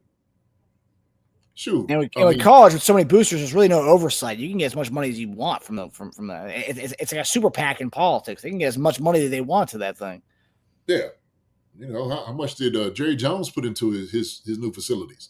Vegas, right? I mean, you could get investors and stuff like that, and I think that's why it's so somewhat of a lucrative deal, right? The incentive of going out there to Johnson County probably is really one of the reasons that you have those guys thinking of that. They get tons of money. Johnson County's got plenty of money. Plenty of money. If you go out there for those, I don't know who lives in Johnson County out there in Kansas, but I'm looking around, I'm like, man, what everybody's doing out here? Like, for real. There's a lot of big neighborhoods, big homes. There's a lot of money, a lot of wealth out there. A lot of wealth. Is Johnson County the gated community type of vibe? Man, yeah, all over the place. Huge homes out there, man. I've been a few of them. That joke is like, dang, God, what are you doing? So, a lot of money is rolling out that way in Kansas. That's for daggone sure. Man. And that would be near where the stadium would be? Like that would be where the stadium would reside in Johnson County. Is that what that's the plan? I think so. Yeah, I think it is. Yeah. Look, Mike Brennan said multi-million-dollar houses everywhere. That's a fact. That is a fact, Mike. All over Kansas. Yeah, Johnson County, no doubt about it. Up and down, all around that sucker, man. I'm serious. Drew Boucher said, I pray they don't move to Kansas, stay in Missouri. I'm with you, man. I played in Missouri, man. I'd rather be out here, but I get they want to take it out there because there's a lot of land, a lot of things you can do with it. You got the speedway and all those different things, man. So Flapjack City, he said, I live in, so you already know. Yeah. That's it. Get Mark saying, only takes one tornado. Very true. I would be curious to see how they if they were to move the stadium to the Johnson County area, how they would try to, pay homage to Arrowhead and what they would name it, how they would try to incorporate some of the Arrowhead stadium within their within the stadium. That's the stuff. And also, too, I've seen some people you and I think, are the same boat as far as domes. Mm-hmm. Some people don't want, because some of the images, they have a dome for the new stadium. A lot of fans do not want that dome. They want the outside nostalgia, but I like it, but have a retractable roof. At least that, right? I'm with that. Yeah, sure. So that way, maybe you don't have to necessarily be in the snow and stuff. Man, open the thing up and get a little cold, and you do all those different things, whatever you want to do. You get the sun shadows that the Colts have at their stadium. Yeah. I just don't want it to be, which I know it won't be,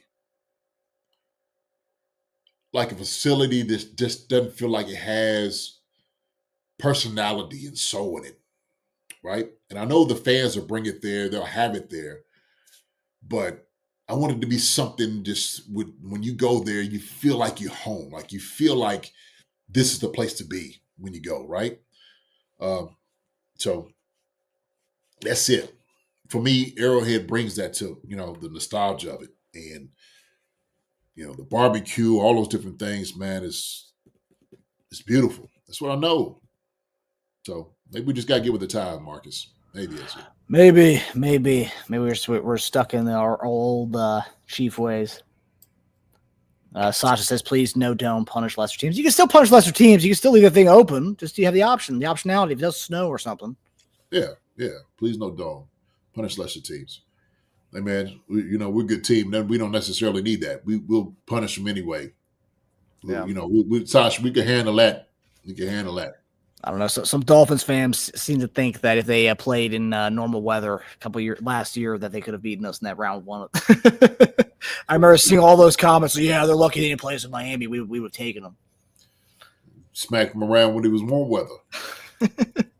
Yeah, we did it in Germany in the dome. You know. Yeah. Yeah. Ain't gonna keep you with hands off of you in the hot weather. Like Snead put their hands all over Tyreek.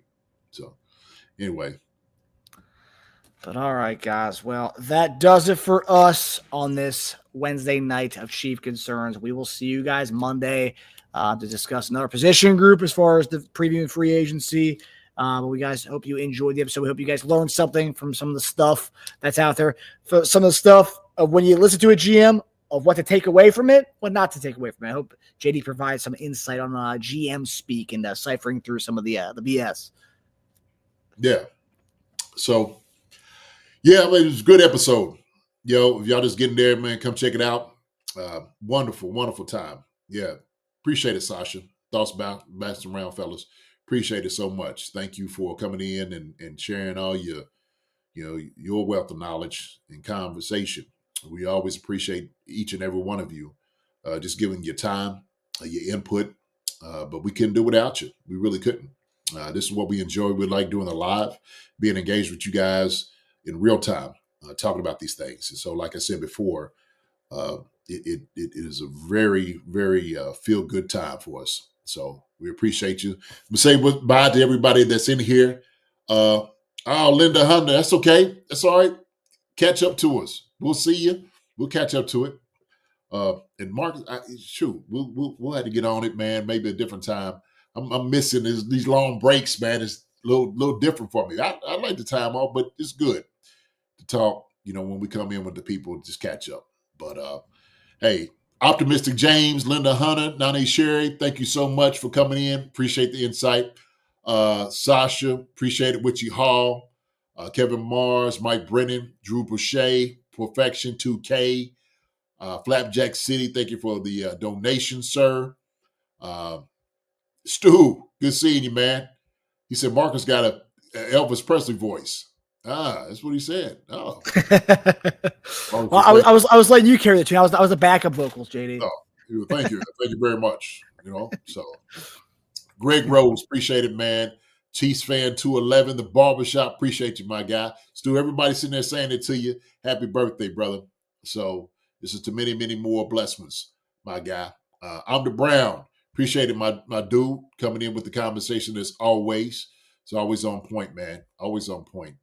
Who else we got in here? Kevin Mars, I say to you. Greg Rose, if I'll say it again to you, my man. Good seeing you, like always. Double A was in here. Demetrio Spence, what up, man? Demetrio came in. He used to get there. I said, Luego Todos. All right? Yeah. G Pick is here. Appreciate you, guy. Melly Matrix, always good to talk about it. Let me see. Who else we got in here?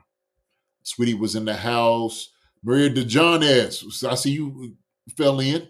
Good to see you, Maria. Who else is in here? Man, we see Newt. Newt came in. Oh, wait, man, we ain't seen Newt in a long time, Newt. You catch us at the end, man. Always good seeing your voice. You got to calm down on the rugby, man. We love the rugby, but you coming here, your boy down there, LRZ, he might be trying to make his way back to Kansas City. Come knocking on the door. Let me back in. Sorry, LLZ. Rick Ledoux, appreciate you. Appreciate it. Do you think that they should ban the tush push in the NFL? No, I do not. I'm totally against it. I think they should learn how to stop it. JDub84, what's up, my guy? Good seeing you. Thank you for coming in. Who else we got in here? Tage was in here in the house. Always good to see you, Tage. Appreciate it. Tage was talking about, my mom. My mom's doing well, everybody. Thank you also for the well wishes and the prayers for my mother. She's doing great. She's doing great. It was down there, and she's sharp as a tack. Strong woman.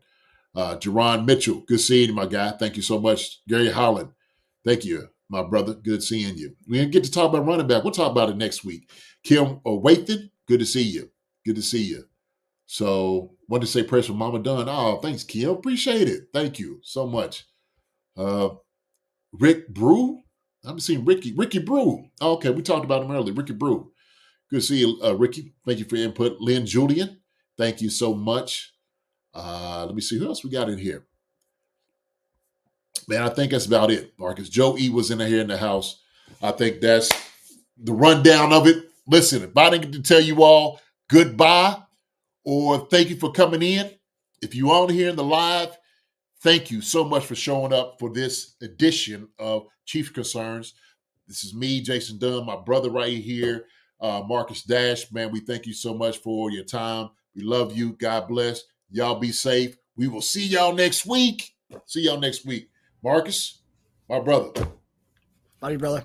I hope everyone has a good weekend. We will see you guys Monday. Enjoy the combine. We will see you guys Monday. Have a good weekend, everybody. Yes, sir. Yes, ma'am. That'll be good. See you, everybody. Hi, everybody. Thanks for watching. Subscribe here to get the latest from the show. Also, be sure to check out the best clips from Chief Concerns. And if you prefer to listen to the show, subscribe and follow us on Apple Podcasts, Spotify, and anywhere else you get your podcasts.